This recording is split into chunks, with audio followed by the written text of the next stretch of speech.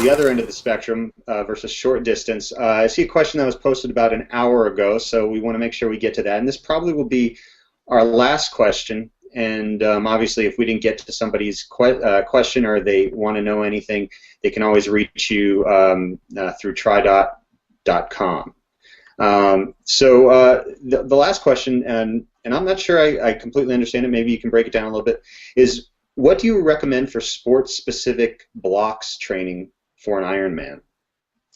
Sports-specific blocks training. So I would presume they're talking blocks as in periodization or training blocks, blocks of time.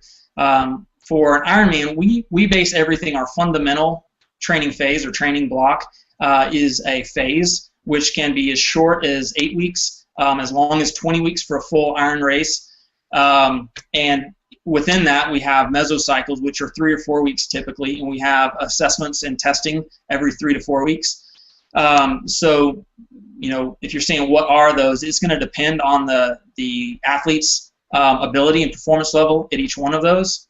But they are broken down that way. And we look at it, say, when we take that fundamental training block of say a 12-week period, when we design that, we're going to take all of the things that I mentioned earlier with their TriDot score based on their assessments, their age, weight, gender, body composition, such. But we're also going to take their training that came before that, their workloads coming in based on single sessions, weekly workloads, combination loads. We're going to train them for that next training phase, say if it's an out-season phase, and then we're also going to look forward a phase, and maybe that's a 13, 15, 19-week race preparation phase that actually leads right up to the Ironman.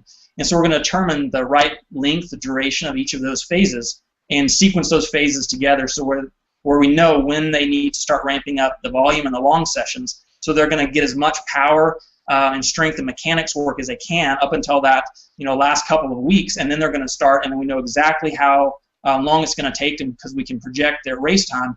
We know how long we can safely increase their stamina over whether it's 12 weeks for an Ironman or 20 weeks for an Ironman or something in between. And so, that's the fundamental training block that we use as a phase, 8 weeks to 20 weeks. Usually it's in the 12 to 16 range. But planning it out and then planning the races appropriately so they're falling at the right time during those phases. And so you're not just kind of, cramming things together and doing a race at the very inopportune time, which damages or hinders your training at the wrong time of the phase. Right. Okay, Jeff, you know what? I lied. Let's go with one more question because one just popped up here that I think is actually really interesting and probably applicable to mostly everybody at some point in their careers. Can TriDots help athletes recovering from major surgery or an injury? And that one's from Denise Matthews Rhodes in Marble Falls, Texas. Her city was actually up there, so got to sound cool. That's awesome. Yeah. So actually, it can't. That's kind of, we have a number of, even challenge athletes. There's different things that are, well, I take that back. It can, but it can't. The strength of TriDot is in the numbers, and it's in assuming people are healthy, capable, normal range of motion within certain standards. If there's something that's very particular to one single person, then a lot of the value of that of anything is not going to be utilized. But it allows us to start with a base training program, and then allows them with their coach to modify it from there. So we can say, here's if you're healthy, here's what the workout should be. If you're not inhibited on the swim, then let's do the swim. If you're okay on the bike, then do this. If the surgery's mainly impacting your run, then let's modify the run. And so they work with a one-on-one basis. There's no crowdsourcing or large data pool of people who've had that same injury, unfortunately. So it's not the same level of benefit, but it allows us to really zero in and create a really tight parameter around here's the types of things we're doing. And then we're looking at the certain composition of the sets. If we're looking at a certain intensity level for a certain duration with a certain amount of rest, a lot of times we can simulate that through elliptical or water running or different things, or even on the bike.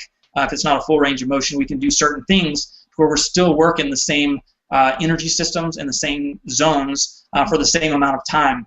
And so when they're now able to run or bike or whatever, they're used to exerting at that level for that duration of time, and so they're able to very quickly transition to a normal workout out on the road or the bike or somewhere else. But down to the level of helping someone recover more quickly with a specific injury, not so much to be exact without knowing the exact nature of that injury.